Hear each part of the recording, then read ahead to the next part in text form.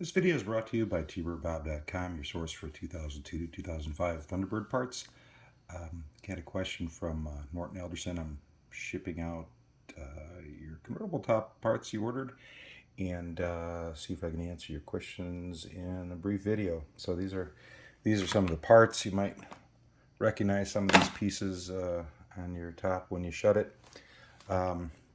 So wanted to show you the assembly. Again, that's the hook that you normally see. Typically goes in like that, latches, pulls, and holds the top on. So when you get this out, and it's held in by a pin that goes through this hole, when you get this out, there's a couple things that are important. Number one, you want to have this spring, and this spring goes into this spot right here. If I can get it in. And what the spring does, it puts tension on the device so that when the top comes up, it's correctly positioned where you want it. You'll notice somebody that doesn't have a spring because they have to reach up and they have to position it in to get it over the spot. So the spring is what gives it that final positioning. So it's kind of critical that it's there.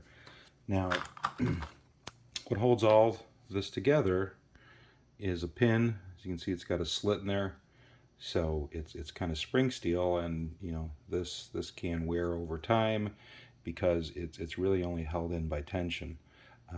So the primary thing that goes bad are the original washers. Got some in here. I do sell these used ones. I don't recommend them if you're going to be keeping the car for a long time. It's just, they are the point of failure, so highly recommend going with their new rebuild kit, which includes new pins and custom-made brass bushings.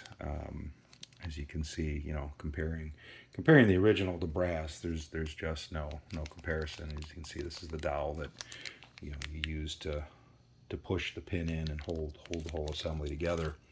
So that's the spring. The bushings sit on this side. And this what you don't see is the part on the car that this whole assembly attaches to.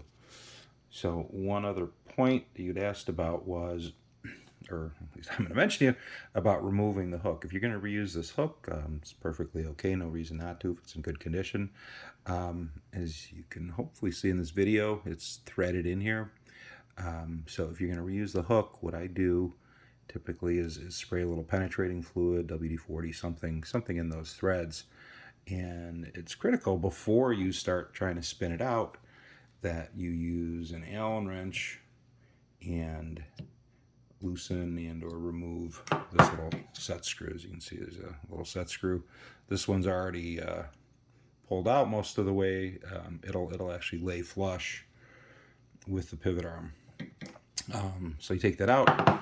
Once you have it out, what I do is I put the hook end in a vise with a little rag over it, and then use a wrench, open-ended wrench, to turn this top part, and that'll spin it off the hook, and then you can reuse your hook. And again, once you adjust it properly for your top, then set the set screw, and you can do that while it's on the car. So I wouldn't get hung up on doing that initially. It's just you got to get it all together, and then again, when you're replacing it, you need to make sure you get it in the right spot for your car, and then set the set screw, of course, with staying down. That's pretty much what I wanted to cover. I do have all the parts that you need to rebuild it, new and used. So that's about it. Any questions, let me know.